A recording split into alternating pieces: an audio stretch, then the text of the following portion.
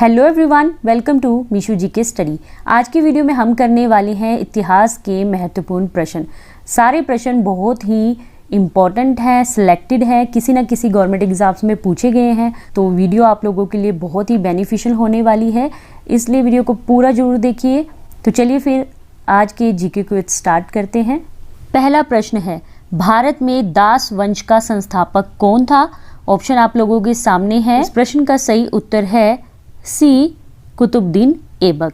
दूसरा प्रश्न है, तुलसीदास कृत रामचरितमानस किसके शासनकाल में लिखी गई थी? इस प्रश्न का सही उत्तर है ए, अकबर के काल में।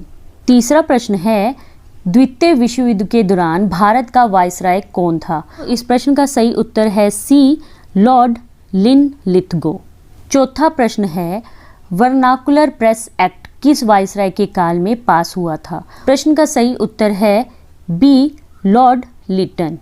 पांचवा प्रश्न है, डॉक्टर आत्माराम पांडुरंग ने 1867 में मुंबई में किस संगठन की स्थापना की थी? इस प्रश्न का सही उत्तर है बी, आत्मीय समाज की। छठा प्रश्न है, प्लासी युद्ध के षड्यंत्र में कौन सा सेठ शामिल था? इस प्रश्न का सही उत्तर है बी, अमी चंद। सातवां प्रश्न है, आजाद हिंद फौज की अस्थाई सरकार का गठन कहाँ हुआ था? इस प्रश्न का सही उत्तर है सी, सिंगापुर में। आठवां प्रश्न है, त्रिरत्न का मार्ग किस धर्म में बताया गया है? इस प्रश्न का सही उत्तर है ए, जैन धर्म में। नौवां प्रश्न है, भारत छोड़ो प्रस्ताव किस नेता के द्वारा पारित किया गया? इस प्रश्न का सही उत्तर है बी, जवाहरलाल नेहरू द्वारा। 10वां प्रश्न है, भगत सिंह और उनके मित्रों को किस मामले में गिरफ्तार किया गया था? इस प्रश्न का सही उत्तर है ए, सेंट्रल असेंबली बम कांड में। 11वां प्रश्न है, किस देश ने 1914 में जापानी स्टीमर कोमागटामारू के प्रवेश के लिए मना कर दिया था? इस प्रश्न का सही उत्तर है ए, कनाडा ने। 12वां प्रश्न है, सिंचाई के लिए 16 मील लंबी चोल झील का निर्माण किस चोल शासक ने करवाया था? इस प्रश्न का सही उत्तर है बी, राजेंद्र प्रथम ने। 13वां प्रश्न है, मगध साम्राज्य का अंतिम शासक कौन था? इस प्रश्न का सही उत्तर है डी, काला शोक। 14वां प्रश्न है, निम्न में से कौन इतिहास के जनक के तौर पर जाने जाते हैं?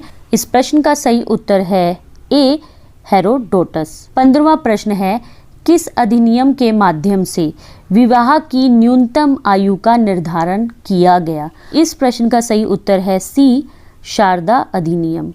16वां प्रश्न है, लॉर्ड क्लाइव ने भारत का नक्शा तैयार करने की जिम्मेदारी किसको सौंपी थी?